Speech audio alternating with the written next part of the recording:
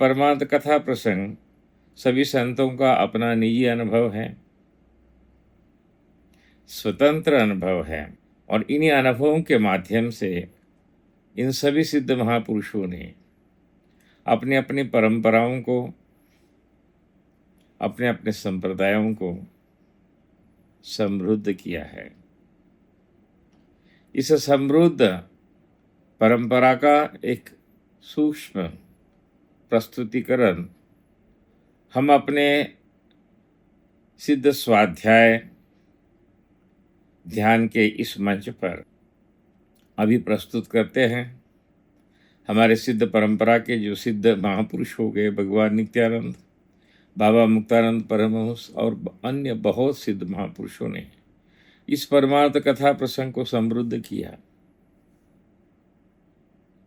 वैभवशाली किया, आनंदमय बनाया। सद्गुरुनाथ महाराज की जय। गुरुदेव, बात घुमा फिरा कर अटकती है समर्पण पर। क्योंकि मैं देखता हूँ साधना में सभी जगह बात होती है समर्पण की। परसों एक घटना मेरे साथ हुई। मेरे पास काम करने वाला एक ड्राइवर था। उसको मैंने स्टेयरिंग के काम के लिए मैकेनिक के पास भेजा और मैकेनिक ने उसे तुरंत व्हील अलाइनमेंट के लिए भेजा। मैंने ड्राइवर को फ़ोन किया कि आप कहाँ हो, तो उसने कहा कि मैं व्हील अलाइनमेंट करने के लिए गया। तो मैंने बोला जब तक ये काम नहीं होता टायर रॉड एंड और ये, तो उसके पहले आपने व्हील अलाइनमेंट क्यों की? आप ड्राइवर हो तो आप इतना कम से कम ज्ञान रखना चाहिए कि ये काम होने के बाद व्हील अलाइनमेंट करना चाहिए। तो उसने मुझे कहा, सर जी, मैकेनिक ने मुझे बताया, मैंने वैसे किया। और मैं चुप बैठ गया। मैं अपने आप सोचने लगा, क्या यही समर्पण है? मतलब जिस चीज को वो ढो रहा है उसका उसे बेसिक ज्ञान नहीं है। वो किसी के ज्ञान को जांचना भी नहीं चाहता। उसने एक ही आंसर दिया, जो मैकेनिक ने कहा वो मैंने किया। मैंने बोला इसका समर्पण तो मेरे से ज्यादा है। क्या परमार्थ में इस तरह का क्या समर्पण की अपेक्षा रखते हैं? साधक पुरुषार्थ की पराकाष्ठा करके जब अपने साधन को समृद्ध बनाने का प्रयास करता है और जहाँ जहाँ उसे त्रुटियां खामियां महसूस होती हैं, तब कोई रास्ता सूझता नहीं। तब उसे लगता है कि ये सब चिति शक्ति का विलास है और ये चिति शक्ति भी पूर्ण परिपूर्ण गुरु तत्व के अधीन है। ये गुरु तत्व ही चित शक्ति विलास है और ये समर्पण और शरणागति के बिना कभी प्रसन्न नहीं होते। हम पुरुषार्थ करते हैं, पुरुषार्थ के साथ यदि समर्पण और शरणागति है तो पुरुषार्थ प्रवाहित हो सकता है और वो ये प्रवाहित पुरुषार्थ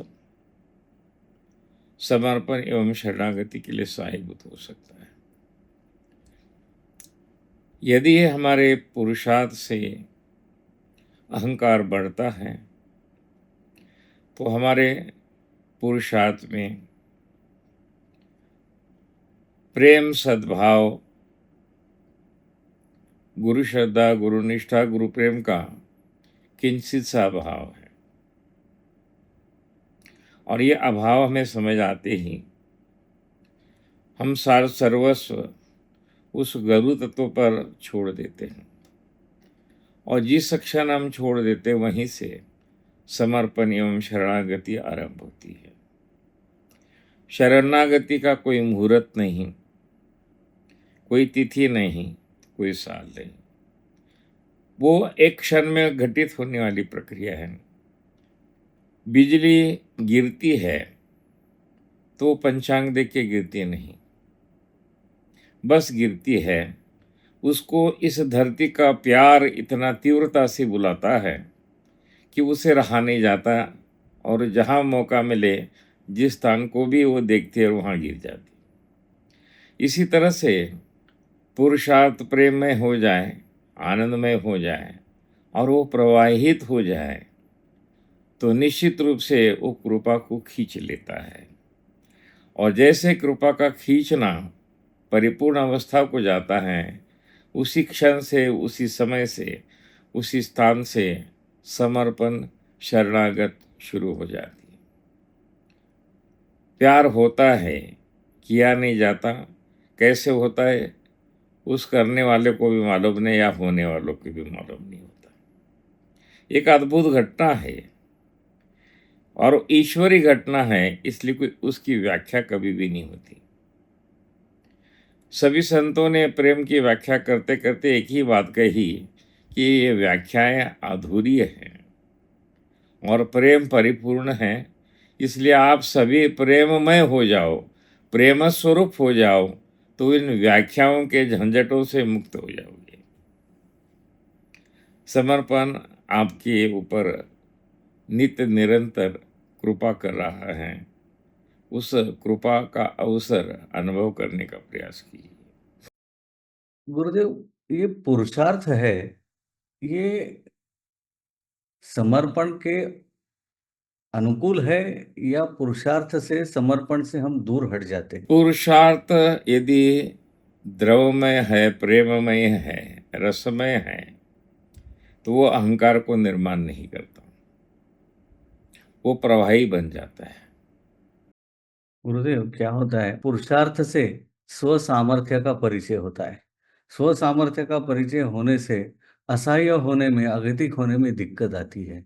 और तभी कह रहा हूं कि यदि पुरुषार्थ अहंकार बढ़ाता है, तो वो पुरुषार्थ किसी काम का नहीं है। पुरुषार्थ नम्रता देता है, सहनशीलता देता है, सरलता देता है और प्रवाही होता है, तो उसकी परिणति प्रेम, समर्पण और शरणागति में होती है।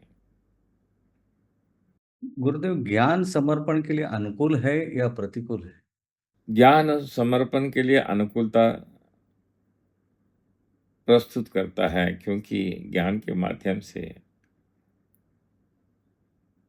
स्वरूप ज्ञान स्पष्ट हो जाता है। आप यदि थ्योरी पढ़े नहीं हैं तो प्रैक्टिकल कर नहीं सकते, और आप प्रैक्टिकल में निष्णात हैं, तो आपको थ्योरी समझनी पड़ेगी, क्योंकि थ्योरी समझे बिना आप किसी को समझा नहीं सकते। जो ज्ञान मार्ग है, उसमें संदेह से शुरुआत होती है और संदेह का निराकरण होते होते एक निष्कर्ष पर आ जाता है आदमी, जिससे कुछ अनुसंधान हो या कुछ बोध हो उसे प्राप्त होता है।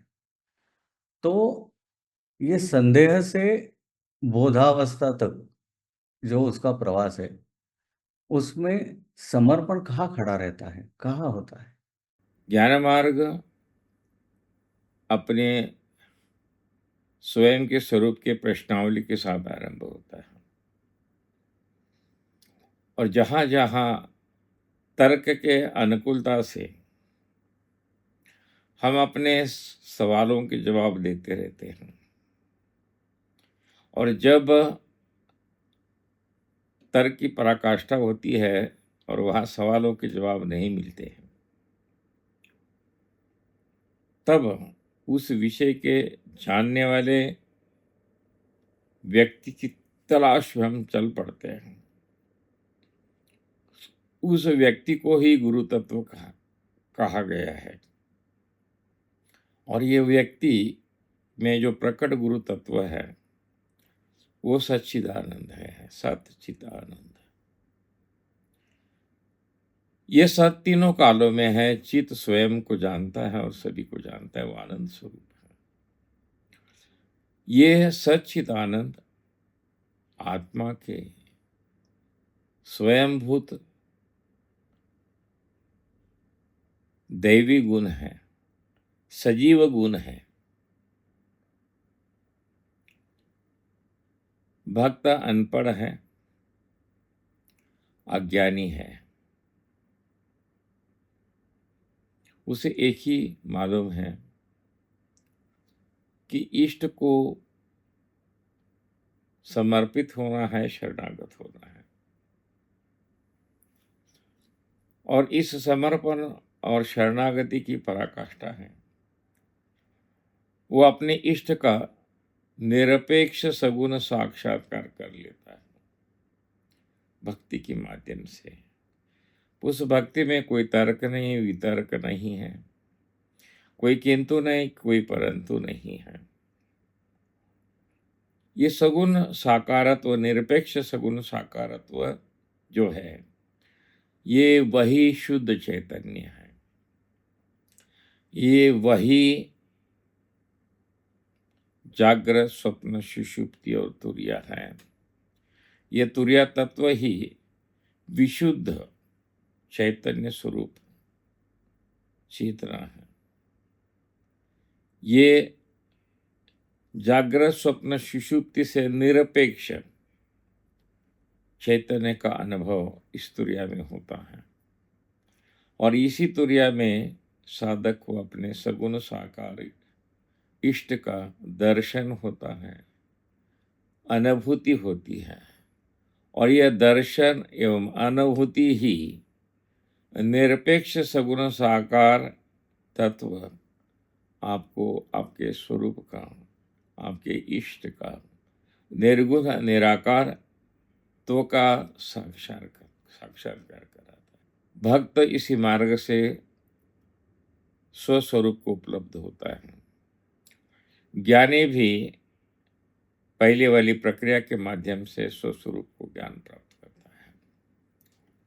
सिद्ध योग में सिद्ध महापुरुषों की कृपा से शक्ति जागरण होती है और यह शक्ति शिव स्वरूप होने से, जैसे शिव पंचकृत्यकारी है, ऐसे शक्ति भी पंचकृत्यकारी है। इच्छा, ज्ञान, क्रिया, अनुग्रह और निग्रह, ये पंचकृत्य है।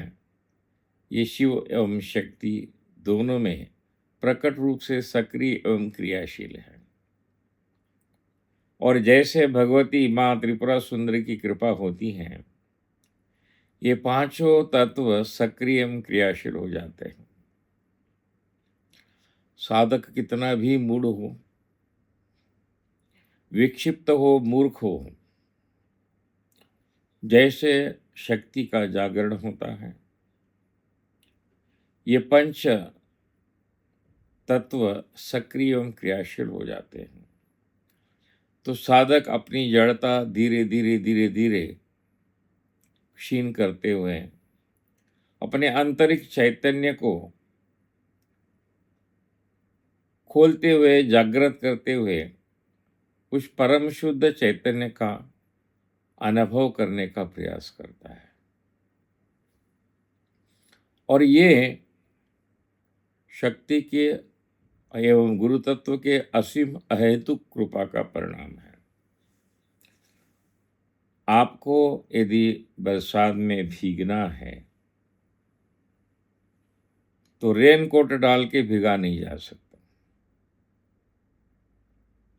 आप जैसे हैं ऐसे बरसात में चले जाइए तो आपको भीगने का आनंद प्राप्त हो जाएगा। सिद्ध योग में शक्ति जागरण गुरु कृपा के माध्यम से, उनके अहेतुक कृपा के माध्यम से शक्ति का जागरण होता है। शक्ति सक्रिय क्रियाशील होती है और उस साधक के आधार को सुदृढ़, बलशाली, शक्तिशाली बनाती है और अपने निरपेक्ष स्वरूप का चक्रवेदों के साथ धीमे धीमे उस आधार को, उस साधक को अपना परिचय कराती जाती है और अंतिम लक्ष्य निर्गुण निराकार तत्व में वो साधक को परिणित कर देती है और वहीं शक्ति का परिपूर्ण परिचय उस अवस्था में साधक को हो जाता। साधक को जानने जैसा कुछ रहता नहीं, अनुभवने जैसा भी कुछ रहता नहीं। वो परिपूर्ण अवस्था को उपलब्ध होता है, स्वानंद को उपलब्ध होता है। और वो ये स्वानंद, ये परिपूर्ण अवस्था ही उस साधक को सिद्धावस्था में परिणित करके उसे अस्वस्थ करती है। जब तक उसका प्रेम, उसका आनंद विश्वव्यापी, विश्वोत्तीर्ण, विश्वातीत नहीं होता, तब तक उसका गुरु तत्व उसे सक्रिय, क्रियाशील, गतिशील बनाए रखता है। ये सक्रियता, क्रियाशीलता ही उस सिद्ध का अपना स्वरूप है। और ये सिद्ध अवस्था तत्वावस्था है, ये व्यक्ति सापेक्ष नहीं है। जो जो महापुरुष, सिद्ध पुरुष इस अवस्था को उपलब्ध हो गए, यह अवस्था विश्वव्यापी है, विश्वोत्तीर्ण, विश्वातीत है। यह अवस्था ही पूरे विश्व को धारण करने वाली मूल स्वरूपा शक्ति का अपना स्वरूप है। और इसी की महान करुणा से हमारे अंदर शक्ति का अनुभव हम साधक लोग करते हैं। ये कृपा सदैव बनी रहती है। उसे अनुभव करने के लिए हमें अपने गुणों का विकास करना अनिवार्य है। गुरुदेव, आप वो जो अंतिम लक्ष्य है वो हमें बता रहे हैं। तो वो एक गाना इतना परिचय इसलिए कराना पड़ता है, अन्यथा यात्रा ही आरंभ नहीं होगी। आ चल के तुझे मैं लेके चलूं कुछ ऐसे गगन के तले, जहाँ गम भी ना हो, आंसू भी ना हो, बस प्यार ही प्यार चले। लेकिन ये हमें, हम जिस अवस्था में है ना, एक थोड़ा अलग लगता है। मुझे वो धनेश्वर महाराज और शंकर महाराज, उन दोनों की कथा याद आती है।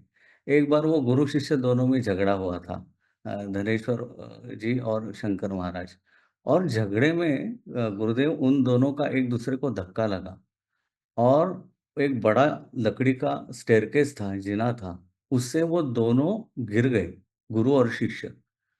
और ये सब गिरने के बाद जब धनेश्वर बेशुद्ध हो गए थे और उनको जब सुध आ गई, तो उनका सर शंकर महाराज जी के इसमें था, मांडीला काय म्हणतो, गोद में गोद में। और शंकर महाराज उनके सर पर हाथ घुमा रहे थे कि बेटा तुझे लगा नहीं ना कुछ, ये नहीं हुआ ना। एक गुरु के साथ कुछ क्षण पहले हुआ डिफरेंस ऑफ ओपिनियन, झगड़ा ही कहेंगे उसको, एक दूसरे का धक्का लगा, और साक्षात जो गुरु की प्रेम स्वरूप मूर्ति है, उनकी गोद में उनका सर है। एक ज्ञान मार्गी को तब, मुझे लगता है, तब तक अपने अस्तित्व का या अपने स्वरूप का पता नहीं चलेगा जब तक वो पूर्ण प्रेम स्वरूप का पता नहीं चलेगा। तो वो परिचय कराते हैं।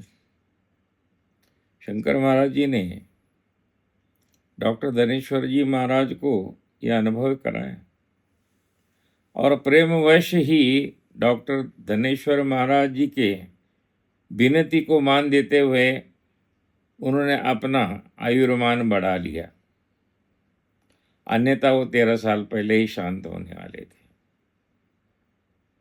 जो तिथि आज उपलब्ध है, पुण्यतिथि, वो पुण्यतिथि के 13 साल पहले ही शंकर महाराज अपना देह त्यागने वाले थे।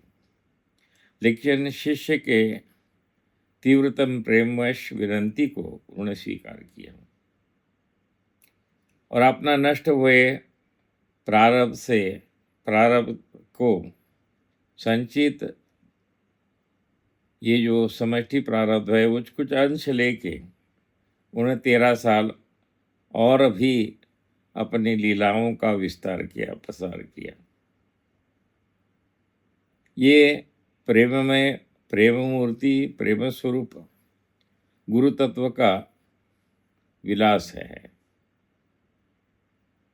गुरुदेव, ये कैसा प्रेम है कि समझ नहीं आता कि उनके कहने पर उन्होंने 13 साल अपने आयु आयु बढ़ाई। मतलब वो शिष्य भी ऐसे महान हैं और क्या कहें। ऐसे गुरु शिष्यों की परंपरा से ही आध्यात्मिक जीवन समृद्ध होता है और क्रियाशील और सक्रिय रहता है। सिद्ध परंपरा अखंडित इसलिए है क्योंकि इस परंपरा को धारने वाले उतने महान सिद्ध महापुरुष हैं, उतने महान सिद्ध शिष्य भी हैं। भगवान नित्यानंद जी महाराज जी के इर्द गिर्द बहुत सारे साधक थे, लेकिन भगवान नित्यानंद जी ने एक ही उनमें से एक ही को चुना जो उनका कार्य विश्वव्यापी विश्वोत्तीर्ण विश्वातीत करने वाला था। लोक परंपरा और लोक व्यवहार को सम्मानित करते हुए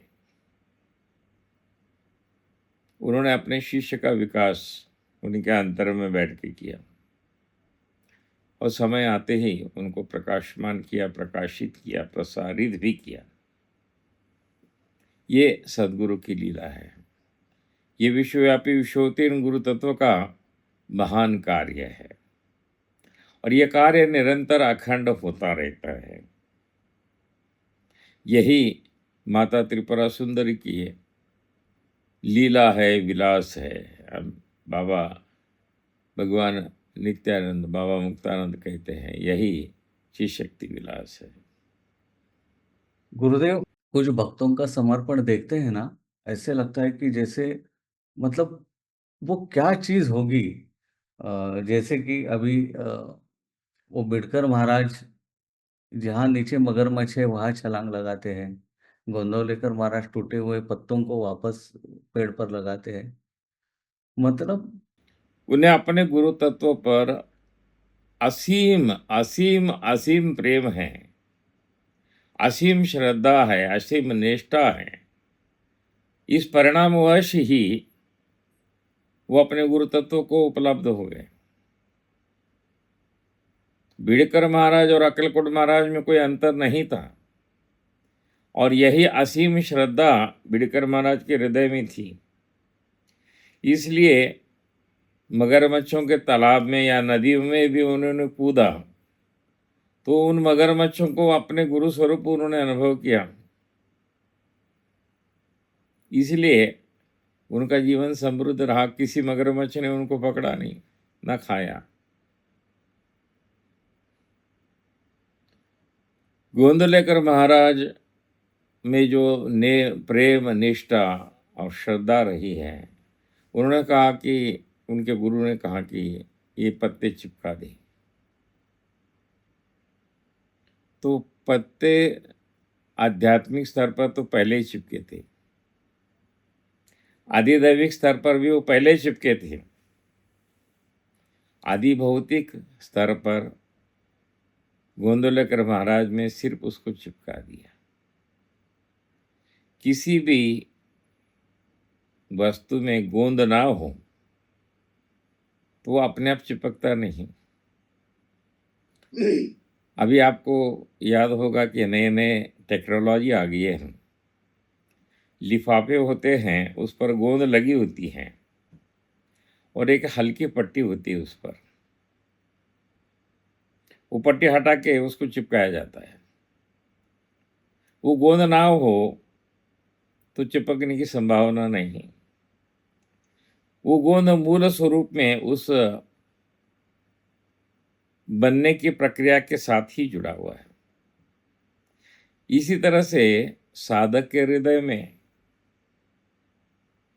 विश्वास, श्रद्धा, निष्ठा और प्रेम इनबिल्ट है। बाहर से इंपोर्ट करनी नहीं पड़ती, इनबिल्ट है।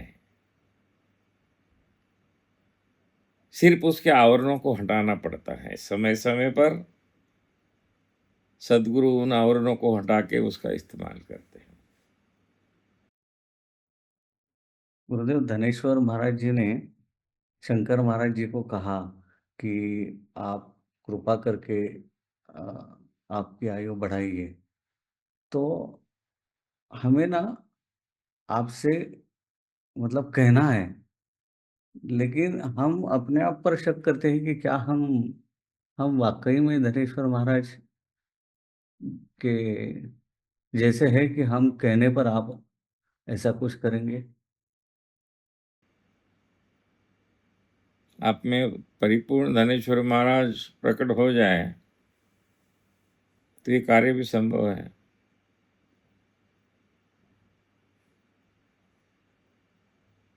और ना भी प्रकट हो तो गुरु तत्व विश्वव्यापी विश्वोत्तीर्ण विश्वातीत है, वो निर्गुण निराकार तत्व है। वो स्वयं की इच्छा से जब चाहे सगुण साकार निरपेक्ष भी बन सकता है और सापेक्ष भी बन सकता है। ये विश्वव्यापी विश्वोत्तीर्ण गुरु तत्व स्व इच्छा से ही निरपेक्ष सगुण साकार होकर सापेक्ष सगुण साकार आकार और रंग रूपों में भी प्रकट होता है, जिसको हम सदगुरु कहते हैं। इसलिए विश्व में सदगुरु की परंपरा बनी हुई है। ये सदगुरु तत्व धर्मातीत है, संप्रदायातीत है, परंपरातीत है। वो किसी भी धर्म संप्रदाय से आच्छादित नहीं है। वो परिपूर्ण है, मुक्त है, स्वतंत्र है। इसी गुरु तत्व को अपने हृदय स्थान में आत्मस्वरूप में अनुभव करने का सुलभ तरीका है ध्यान। इसी ध्यान के माध्यम से हम उस तत्व को अपने हृदय में प्रकट प्रत्यक्ष अनुभव करने का प्रयास करेंगे।